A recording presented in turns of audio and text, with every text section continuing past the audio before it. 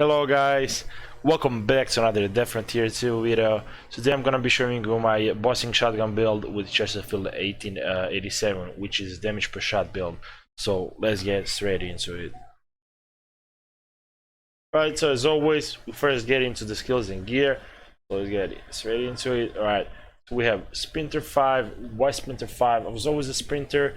I just prefer sprinter. It's my personal preference. You can go for jogger if you want, completely up to you. I have in mind sprinter is 1.5 times faster than jogger, but it's more expensive to build.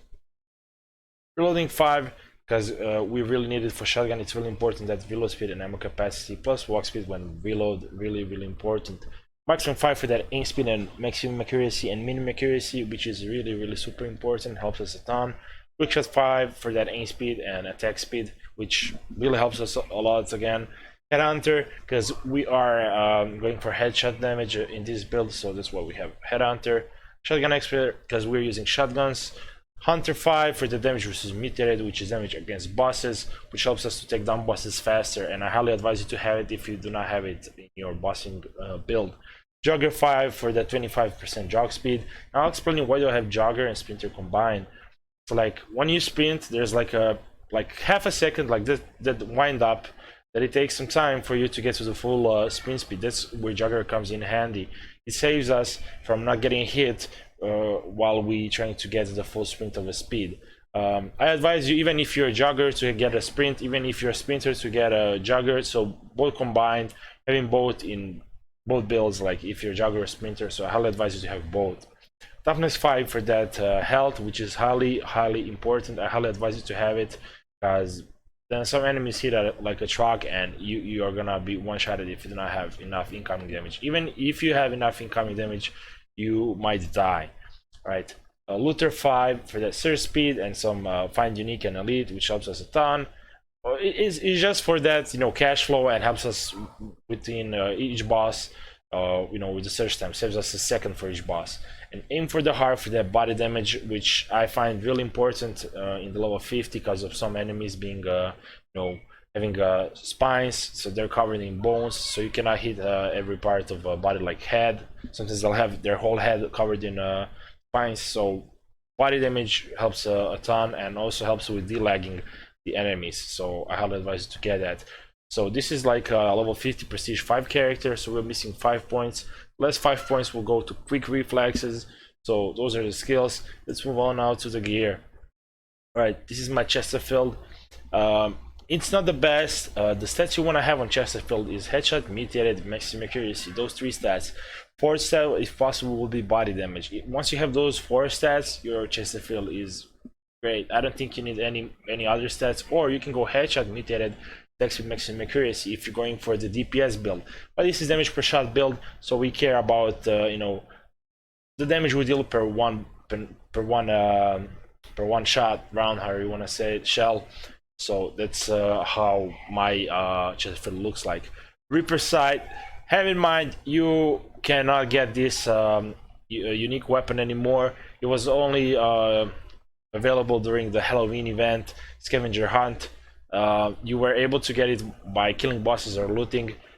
There's not many people that have this. I'm one of those guys that has this unique weapon. As you can see, it's insane. It's OP, like the 74 mutated, so we have 24 more mutated than we can achieve with a normal stat stick, which is 50 on normal stat stick. So without this type of weapon, you're still gonna be really strong. Like once you have above 200 damage versus mutated, you're good. So alright, so what you want to have for your stat stick is sprint speed, mutated, and like incoming damage. The 4th stat will be like sprint duration, but sprint speed, mutated, and incoming damage is more than enough. But if you can get sprint duration, that's great. Anything else is just extra. Elite beanie head, headshot, mutated body, maximum accuracy. So you want to have those 4 stats. That's what matters in your beanie hat for this type of a build. Elite joggers, triple sprint stats, incoming, and inventory. So this is what you want to have on your joggers.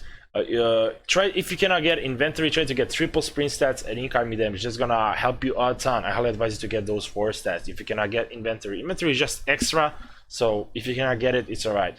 Elite leather jacket, what you want to have is incoming inventory, incoming stun recovery, and health. Those 4 stats are really super important, so try to get those 4. Anything else is just extra, right? Elite surgical gloves, as you can see, headshot, immediate maximum accuracy, stun duration, and XP gain. We do not care much about XP gain here, but stun duration is something extra which helps us a lot. But headshot, immediate maximum accuracy is really important because, like I said, we're going for damage per shot, so it's really important to hit all those pellets. So as we trying to have as much as maximum accuracy we can. Elite trainers, jog speed, triple sprint stats, and footsteps noise radius, which is gonna help us a ton. So I highly advise you to have triple sprint stats and jog speed on your trainers. Footsteps noise radius is just something extra. You do not need to have it. So those 4 stats are the most important things when I have.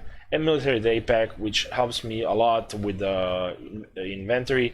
50 inventory capacity, -3 movement speed. Have in mind, this one is a relic. You cannot get this one. You can buy it from the players, but you cannot get it from the game. You cannot get it from the loot spots anymore. The normal one will be like +40 inventory and -5 movement speed. So have that in mind. Mine has less negative stats, like -3 movement speed instead of -5. So those are the stats and the skills and gear pretty much. I'm gonna go and show you now how this build works against bosses. So let's go.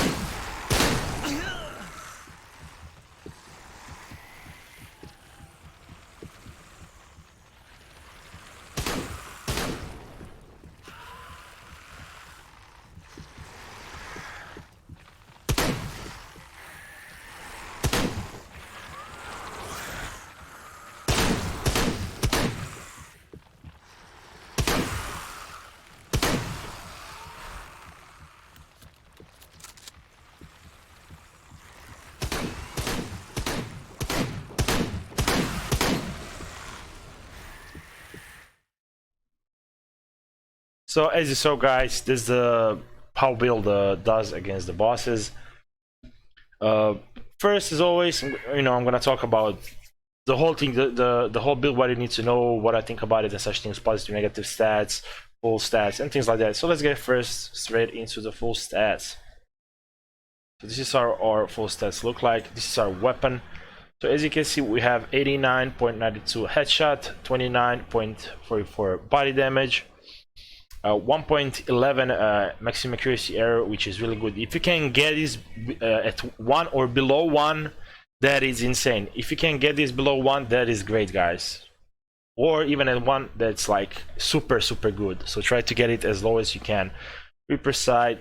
So this is how does our stats look like. 146 maximum accuracy, 59 body damage.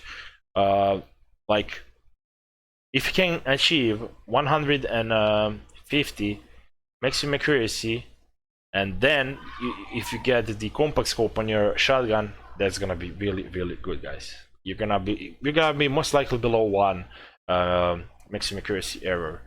109 headshot damage.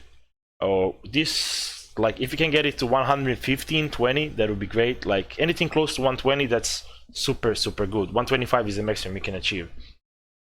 Right, damage versus mutated 217. So we're gonna look at this without the Reaper side, the maximum amount, because Reaper side is just insane. So the maximum you can achieve is 225.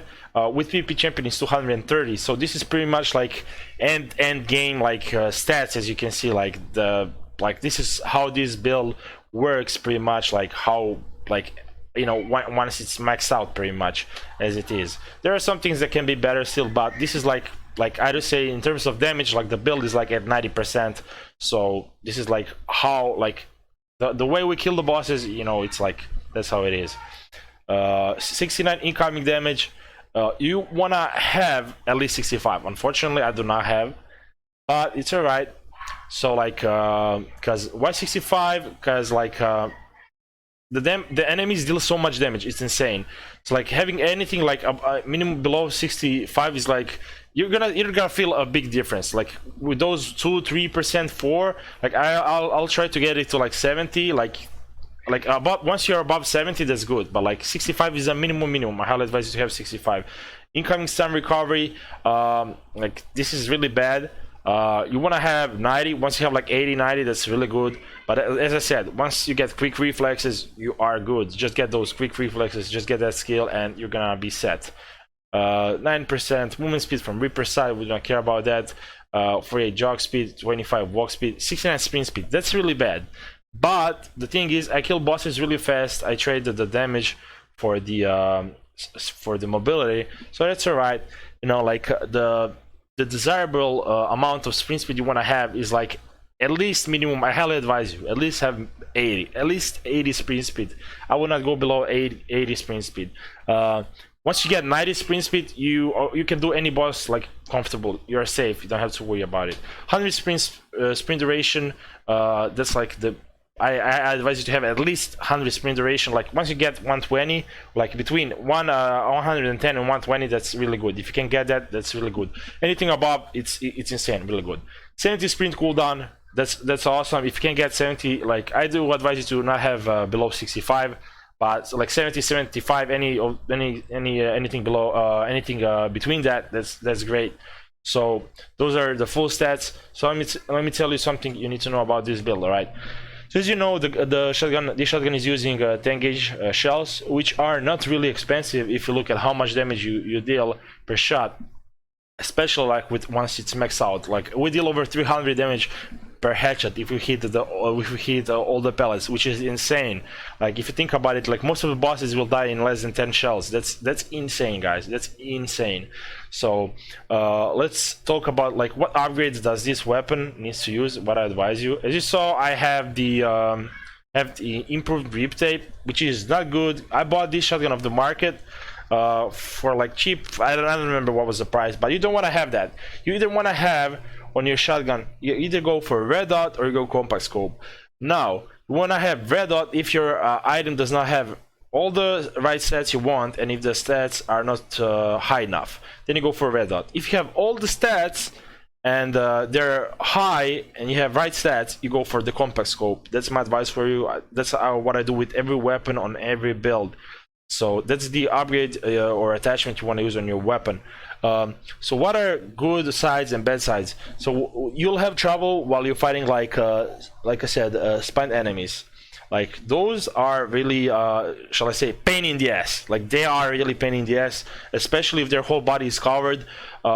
You're gonna take you some time to kill them, especially like on the Reapers and things like that. If that thing is fully covered in spines, oh yeah, boy, that's gonna take you some time.